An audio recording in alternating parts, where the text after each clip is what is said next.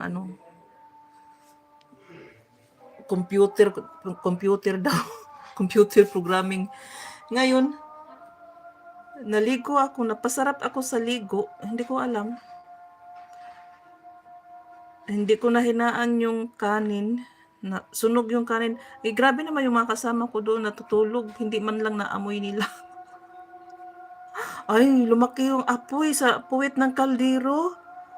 Grabe, lumaki siya. Sabi ko, pinagigising ko yung mga kasama ko. Umaakyat ako kasi second floor yun. Tapos sa baba ako naliligo. Nung nung naalala ko kasi nung pag ano ko, tinitingnan ko, pag akyat ko lang ng hagdan, nakita ko na agad yung apoy na nasa puwit ng kaldero. Kaya nagsumigaw ako. Kahit madaling araw pa yun, mga mag-alas 5, ganun.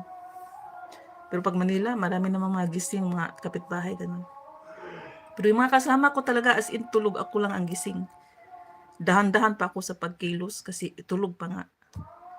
Ay, bigla silang lahat. Parang biglang nagising yung diwa nila. Sabi niya, tingnan niyo may apoy, patayin niyo. Ay, hindi mapatay-patay. Inuop nila yung kalan, inuop nila yung tangki, may apoy pa rin. Kaya yun ang ginawa, ano ba yung ginawa? Yun, yung isa, ang ginawa niya, kumuha niya, parang ano man yun, yung, parang tuwalya.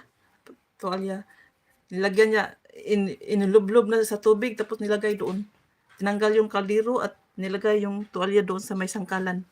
Ayun, nag-stop yung apoy. Ay, ang ako, grabe. Nanginginig ako sa takot. Kasi ang dami kong iniisip, baka magkasunog-sunog ako ang dahilan, anong gagawin ko? Baka patayin na ako mga tao dito. Alam mo na, pag masunog, dikit-dikit yung mga bahay. So, ano-ano talaga sa kuryente. Magkadikit-dikit, mapalaki yung sunog. Kaya yun ang inisip ko talaga, para ako nabaliw. Nanginginig yung buo kong katawan. Imbes na papasok ako, wala, hindi na ako nakapasok. Nervyos ako nun.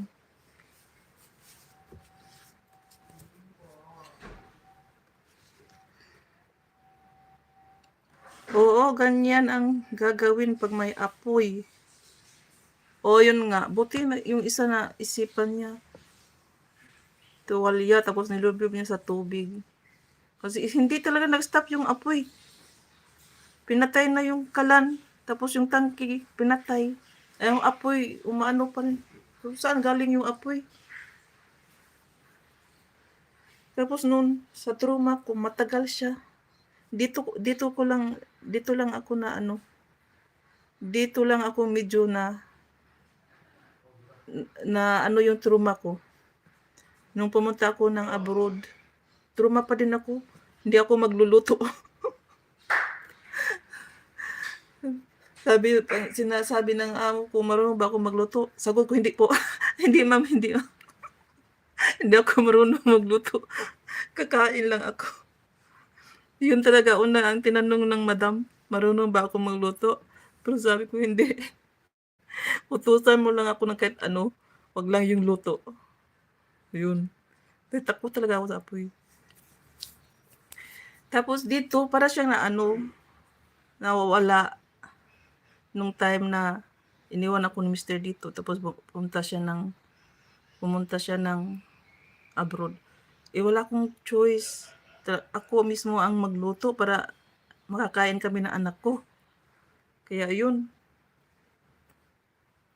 tinuruan niya ako paano mag-open ng gasol, paano mag-close, paano magtanggal, paano magpalit kung maubusan. Yun ang inutos niya. Talagang sabi ko ayoko. Pero talagang inaano niya sa akin.